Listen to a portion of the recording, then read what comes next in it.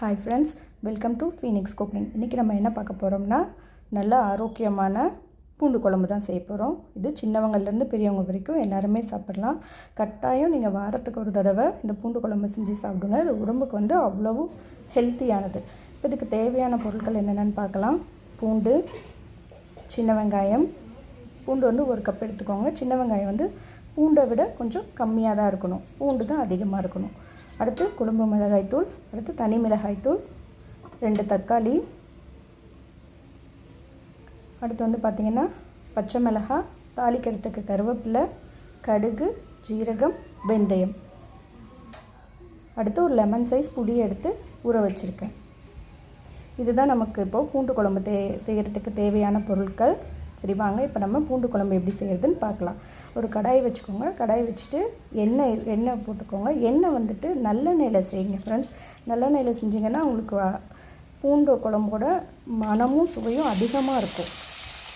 அடுத்து பார்த்திங்கன்னா கடுகு ஜீரகம்லாம் போட்டு தாளிச்சிட்டு வெங்காயம் சேர்த்துக்கோங்க. வெங்காயம் அடுத்து கருவேப்பிலை சேர்த்துக்கோங்க. இது ரொம்ப வதங்கக்கூடாது. வெங்காயம் உடனே நம்ம வந்துட்டு பூண்டு சேர்த்துக்கணும். பூண்டையும் சேர்த்து வதக்குங்க. ஸோ வெங்காயம், பூண்டு, கருவேப்பிலை இது 3 தான் இப்போ நம்ம சேர்த்துருக்கோம். இது சேர்த்துட்டு நல்லா வதக்குங்க. இந்த மாதிரி நல்லா கலர் மாறி வரணும். இப்போது நான் 2 பச்சை மிளகாயை சேர்த்துருக்கேன். இப்போது வெட்டி வச்சுருக்க 2 தக்காளியையும் உள்ளே சேர்த்துக்கலாம். சேர்த்துட்டு நல்லா வதக்குங்க.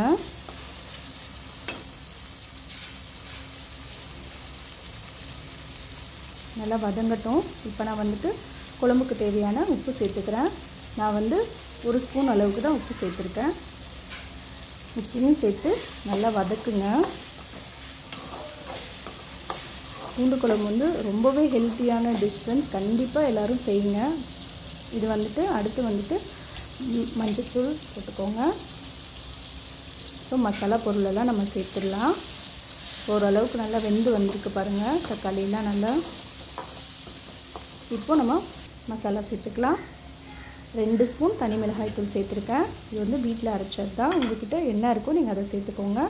அதே மாதிரி குழம்பு மிளகாய் தூளும் உங்கள்கிட்ட கடையில் வாங்கினது இருந்தாலும் அதை சேர்த்துக்கோங்க. நான் வந்து வீட்டில் அரைச்சது தான் சேர்க்குறேன். குழம்பு மிளகாய் தூள் வந்து 3 ஸ்பூன், மிளகாய் தூள் வந்து 2 ஸ்பூன் சேர்த்து நல்லா அந்த எண்ணெயிலேயே ஃபுல்லாக கிளறிக்கோங்க.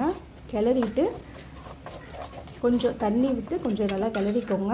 இந்த ஸ்டேஜில் நீங்கள் புளி ஊற்றிக்கலாம். புளியும் ஊற்றி கிளறிட்டு இப்போது குழம்புக்கு தேவையான தண்ணி நான் வந்து நிறைய சேர்க்கல, திட்டமாக தான் வைக்க போகிறேன். நான் வந்துட்டு ஒரே ஒரு கிளாஸ் அளவு தண்ணி மட்டும் தான் சேர்த்துருக்கேன்.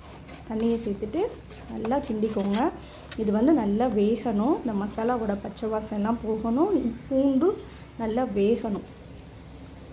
பாருங்கள் நல்லாவே கொதிக்குது. நல்லா எண்ணெயெல்லாம் பிரிஞ்சு வந்திருக்கு பாருங்கள். நல்லா அடுப்பை நல்லா சிம்மில் வச்சு நல்லா கொதிக்க விடுங்க ஃப்ரெண்ட்ஸ். இது நல்லா சுண்டி வரணும். பார்த்திங்கன்னா உங்களுக்கே தெரியும் மேலே எண்ணெயெல்லாம் எப்படி கலர்ஃபுல்லாக வெளியே வந்திருக்குன்ட்டு. எண்ணெயெல்லாம் பிரிஞ்சு குழம்பு வந்து ரெடி ஆகிடுச்சு. இந்த ஸ்டேஜில் நான் கொத்தமல்லி தழையை தூவிட்டு கிண்டிக்கிறேன். பாருங்கள் ஃப்ரெண்ட்ஸ் எப்படி இருக்குது.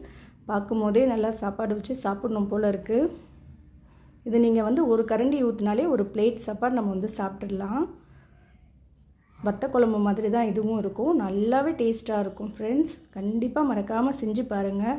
செஞ்சு பார்த்துட்டு எப்படி இருக்குன்னு எனக்கு கமெண்ட்டில் சொல்லுங்கள்.